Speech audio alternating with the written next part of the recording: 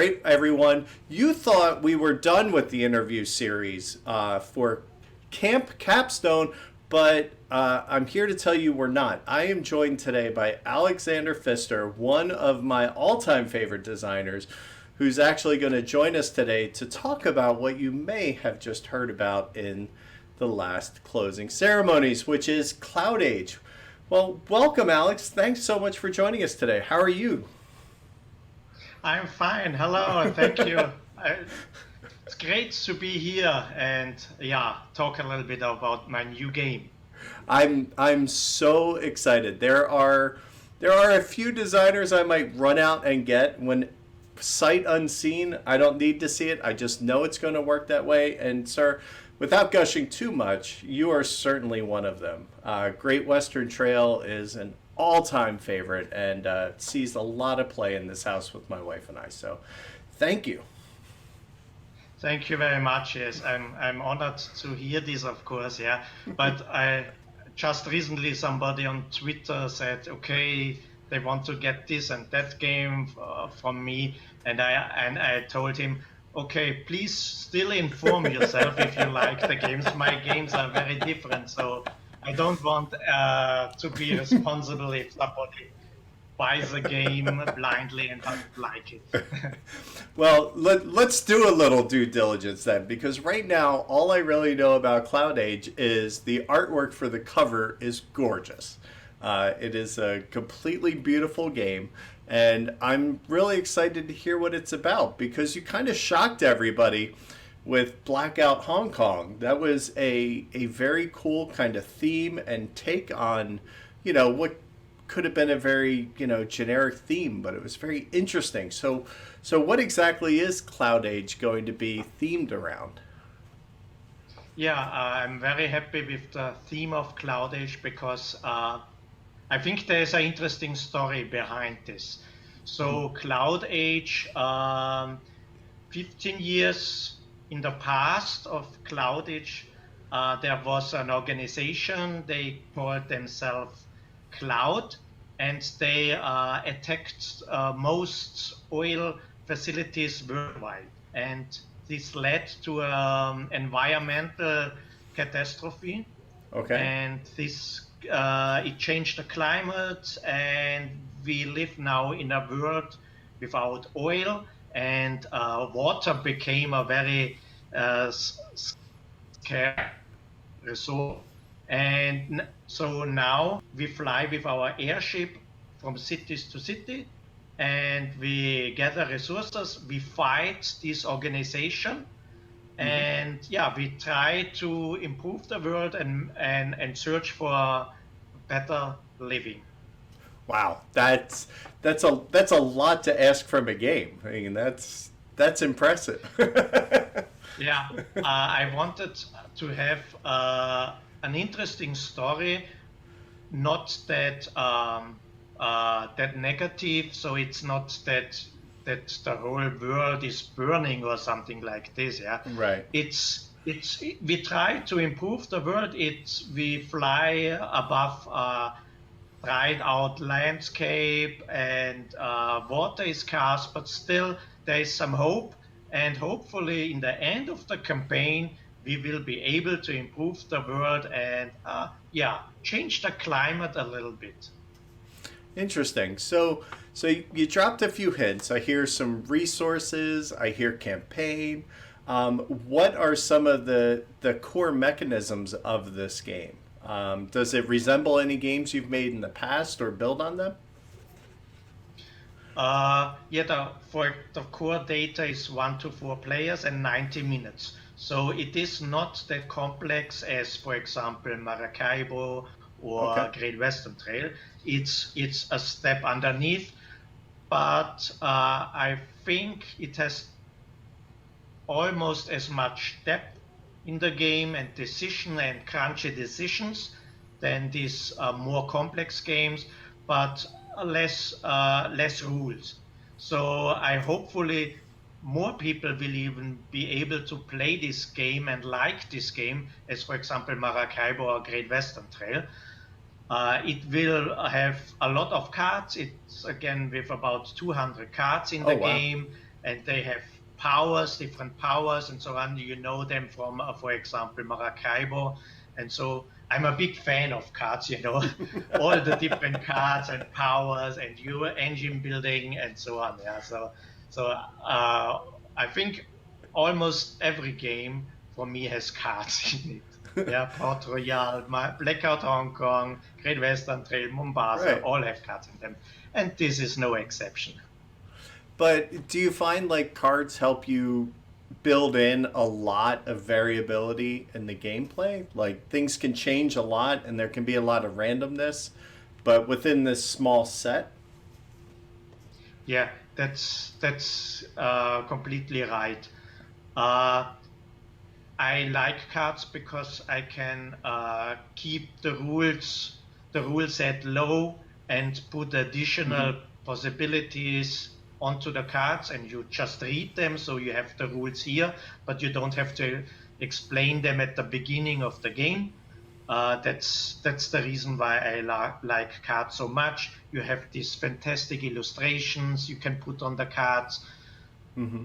You put them down. You have a sort of randomness, but not six sides like on a dice, but far more cards. You have a small puzzle in your cards. You have, for example, 7 cards, and you have to choose which card to play and which to discard. So I think there are so many possibilities cards offer, that's the reason why I'm such a big fan of them. It sounds great. Now, are you going to incorporate like a lot of deck building in this one, or is it a little looser? Like deck building in the Great Western Trail is kind of a key. You need to have you're building your deck. Either it's small and light cow deck, or it's very fast and thick, or is it more of these are just actions you're taking and everything's available? Are you working in between there? You said it correctly, Chris. It's a little bit like Great Western Trail. Okay. So these cards, it's not a big deck building game. It has Hmm. a little deck building mechanism, but it's not the main focus. You Okay. start with a navigation deck, and whenever you visit a city, you get a new card in your deck, and you can choose between cards with a high number, which would correspond in Great Western Trail with a valuable cow card, or you Okay. can choose a card with a low number, but you get a lot of water with this card, which gives you a one-time benefit. Excellent. I'm super excited about this. And one of the things you brought with Maracaibo was you brought a story mode, kind of a campaign mode would help kind of change play throughout the event. Did you try to bring anything like that to this Cloud Age, or is that kind of just for Maracaibo? No, I'm a big fan of telling a story within the game, because it pulls the player into the game, and especially with Cloud Age, I think the story is so interesting Mm-hmm. that people want to know more about the story.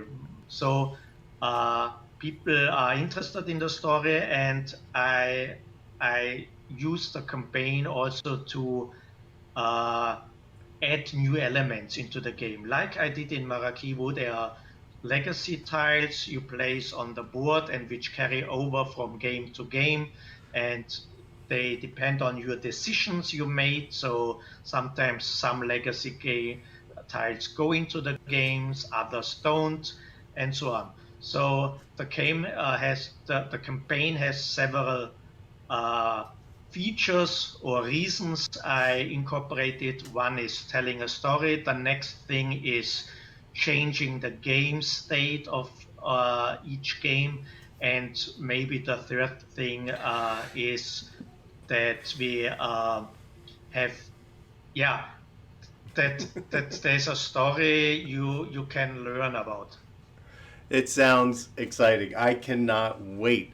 One of the things I haven't got to play the campaign mode with Maracaibo yet, and we want to. It just hasn't come up. Every time we go to play it, it's just like, oh, we'll just play the standard setup. And I'm like, but come on, like let's go. I think, you know, there's so many tiles in the bag that we have not used because we don't go into the story mode. But I hope to be able to change that soon.